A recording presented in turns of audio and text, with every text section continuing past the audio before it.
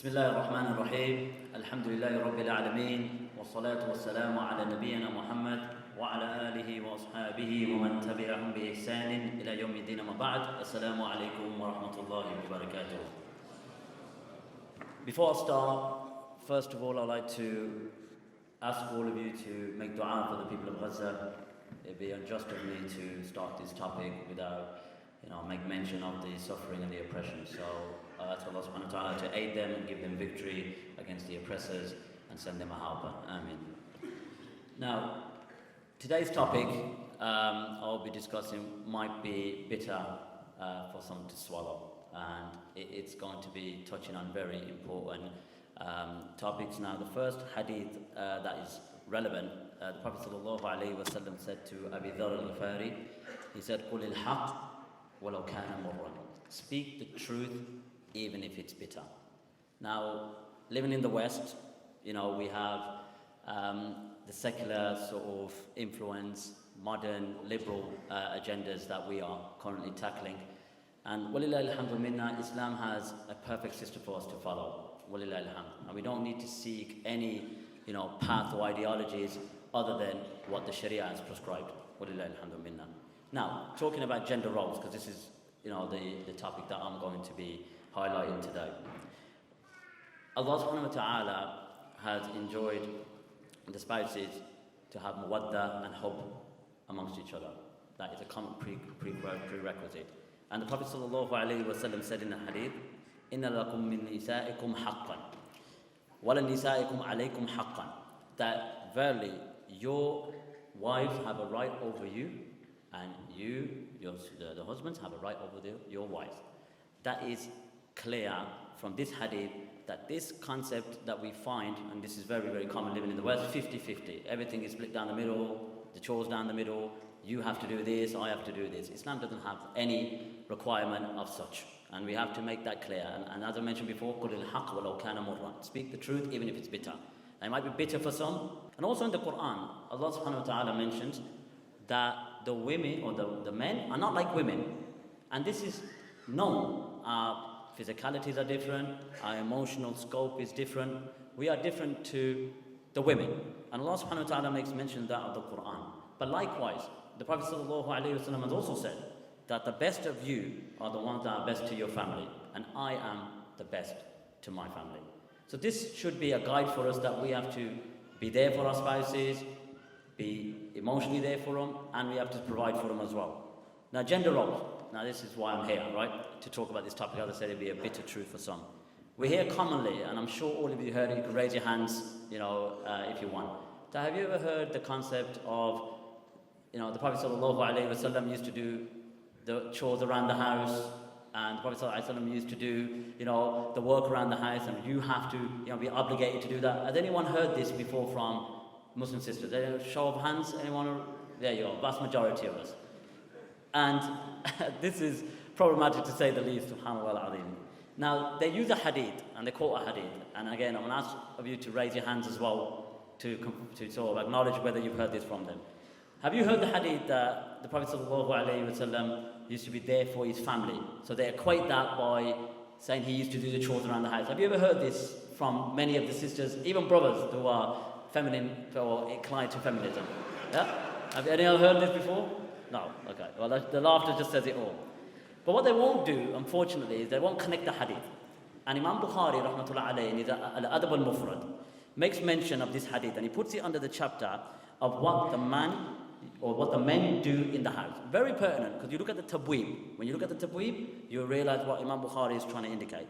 So he presents that hadith from Aisha radhiyallahu anha, and Aisha was asked by Aswad, and he said, what did the Prophet ﷺ do around the house for his family, basically?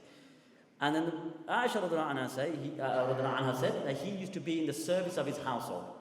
That's it. وَكَانَ يَكُونُ فِي مِحْنِ أَهْلِهِ. Now they use this hadith and say, he used to do this, he used to wash the dishes, he used to clean, dry the clothes, and all sorts under the sun. And then when the adhan used to be called, he used to leave.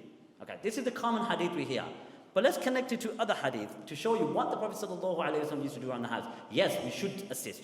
I'm not trying to, negate that. We should help our spouses. But when they use a hadith to mandate that upon us and say, It's 50-50. It's got to be down the middle. You know, I cook, you clean. You know, the dishes you dry, I wash. You know, it's very common living in this sort of modernistic society. We get that often. But there's another hadith, and we connect it together. This is number 539. So whoever wants to check it, Al-Adab al-Mufrad 539. That it is narrated that Aisha radiallahu anha was asked, what did the Prophet sallallahu alaihi wasallam do around the house? So she said, pay attention, that he used to stitch his clothes.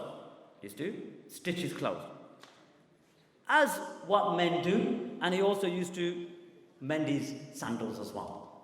So, just to get that out there, when they use a general hadith, and they say, كان في مهنة أو كان يكون في مهنة أهله, he used to be in the service of his household.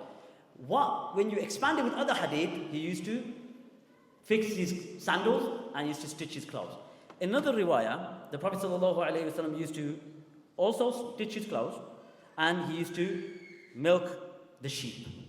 So these are duties that, yes, we go out, we are maintainers, as per the ayat, that the men are the maintainers for the females. So we have to cook, or we have to cook, astaghfirullah, I'm giving it away, brothers. He used to go to work. We have to go to work, we have to provide, we have to look after the household, pay for the kids and, you know, their education and whatnot. But let's get into the crux of it now. Who is the best woman on the face, as per the Prophet ﷺ said? He said that Fatima radiallahu anha is the leader of the women in paradise, right? So she knew her duties and her rights when it's in accordance to gender roles. What is required for the spouse and what is required for the husband and wife. So there's obviously understanding. Ali radiallahu anhu, her husband, narrating this hadith, and he said that Anna Fatima alayhi salam ishtakat ma talaqqa min raha mimma tadhanu. That she used to complain. Listen to this. Fatima radiallahu anha used to complain when she used to use the hand mill, you know, to grind the seeds. She used to complain. And we know the hadith that the Prophet ﷺ was approached to ask for servants, and we got Tasbih Fatima. Very commonly known. Now, Ibn Hajar in Fathul Bari, so it's not my explanation, we go by the classical scholars. And I'm saying that this particular issue needs addressing because it's all common amongst our circles living in the West. And unfortunately, it's kind of transcending to the East now. Imam Ibn Hajar mentioned At-Tabari, Imam Mufassirin, and he says, when explaining this, he says, what is understood from this hadith, that every woman who is able to take care of her house by what? Fi khubzin. You know, to make the bread. Like we're in Birmingham, you know, roti pakan then, you know what I mean? To do the atta, right? And أو تطحن, to do the grinding. أو غير ذلك أن ذلك لا يلزم الزوج. It is not, if she's able to do it, it should not be mandated for the husband to do it.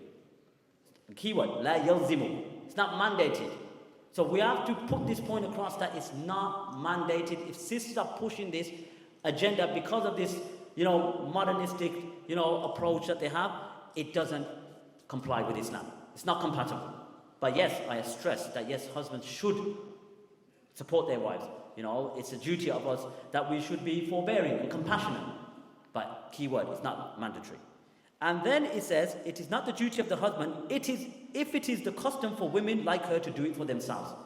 So urf is important. So many of us are, you know, of subcontinent background. And it is from our urf, right, that the women take care of the house. But at the same time, I'm not saying brothers shouldn't help. So to get that out there, brothers should, but please, we need to stop following this Western standard, secular, liberal narrative that everything is 50-50 and we have to do it. Because this is what's causing so much issues within the house because it's not upon Islamic guidelines. So please bear that in mind. And also, we have to remember that Asma bint Abi Bakr. Asma bint Abi Bakr was the daughter of Abu Bakr radiallahu anha. And she was married to one of the 10 that was promised paradise, Zubair bin Awwam radiallahu anhu. And Asma is narrating this particular hadith. It's in Sahih Bukhari, so all of what I'm quoting is authentic. And I'll also quote the explanation of the ulama, so it's not from my whims and desires. Okay, so we want to make that clear. Asma narrated radiallahu anha, that when Az-Zubair married me, he had no property. He had no slave, and he never had anything else, except a camel that drew well from the water. And I used to feed his horse. I used to do that. I used to go feed his horse. And I used to sew the bucket for drawing it and prepare the dough. So you see how the noble Sahabiyat used to assist, used to partake in assisting their husbands. Now it's a chore. Now I don't have to do it. Fair enough. We agree that, you know, we're not imposing it, but it's basic understanding that we have to compromise between our spouses. Ibn Hajar Asqalani in Fathul Bari, he mentions and he says, from this incident, we may understand that it's the women's duty to take care of everything that a husband needs to take care of. Now, one can argue, well, this is medieval. We're living in the 21st century. But what we're saying is that the foundations and the principles are that the Zawj and the Zawjat, there's certain roles and there's gender roles. Okay? Bear that in mind, there's gender roles for men and women.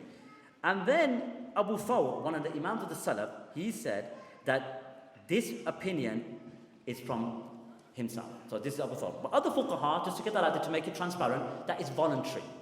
But to make a marriage work, there's compromise, right? If we have this, hard-headed, hands-up approach, marriages won't succeed. So I want to make it clear that brothers have a duty, and so do sisters. And we have to work together to make it successful and build a healthy marriage in order for it to be an environment which has mawadda, hub, and everything underneath it. So carrying on, we have many narrations, and Az-Zubayr and Fatima radhiyallahu anha we've got. But Zad al-Mu'ad, Ibn Qayyim al-Jawziyah, he mentions that they're concerning the story of Asma. There's a narration where the Prophet ﷺ saw her, and she was carrying seeds on her head. And when the Prophet ﷺ saw her, he asked her to join him on the camel so he can take her whatever she wanted, and she refused. But Ibn Qayyim in Zad al-Ma'ad, he mentions that when he saw Asma with date pits on her head, he did not basically, and her husband was obviously with her at the time, he did not tell him she did not have to serve him, you see? Because why she got the date pits on her head? The Prophet ﷺ could have said, you don't need to do that for him. But it shows that, subhanAllah, the gender roles that are there, which Islam has a clear guideline for. Why do we want to cause division, discord in the household? And this is a message for the brothers as well as the sisters that work together. It's all about compromise. It's all about coming together. It's all about having an understanding. But when we have an inject sort of secularized mentality, you're going to follow an ideology that's going to cause nothing but division and a limited, compassion, as well as volcano and lava within the four corners of your house. Adding on, walillahil hamd, and I don't want to make this too lengthy because we've got prominent speakers that are here and they will take up much of the time. Also, the Prophet ﷺ, to make everything in accordance, he sought counsel, sought consultation from his wives. So we know the famous narration in Sahih Bukhari, when the Prophet ﷺ finalized his sulh with the Quraysh in Hudaybiyah, many of the companions weren't really happy with the outcome because it was more favorable towards the Quraysh, if you look at the whole conditions. And I don't want to go into the whole points that were addressed. But when he ordered his companions to stop the Umrah, because the intent was to go to Umrah, but they stopped them on the way and they made the sulh. The companions did not listen because they were upset, they were emotional, they didn't discontinue their Umrah. So when he entered upon Salama radhiyallahu anha, to show the maqam as well, that many of the companions or the wives of the Prophet sallallahu alaihi wasallam had high status, and the Prophet sallallahu alaihi wasallam, as well as seeking mashwara from his companions, he also sought mashwara from his wives as well, to show subhanallah how Islam accommodates this beautiful guidance that we have from the Sharia. So let's not look to secularized understandings, liberalized understandings. We've got a perfect system within Islam that we should follow, and not seek glory and honor in anything other than Islam. So when he sought counsel from Salama and he complained of their reluctance, she said, "Oh Nabi Allah, do you want them to do that? Basically, go out, don't speak to any of them, and sacrifice your animal, okay? And then once the barber shaves your head, they would immediately follow." So to add and to keep it concise, Islam, we have to put in front of our eyes. Islam gives us honor and glory, and if we seek honor and glory to other than Islam, we will be humiliated. And we find this also common.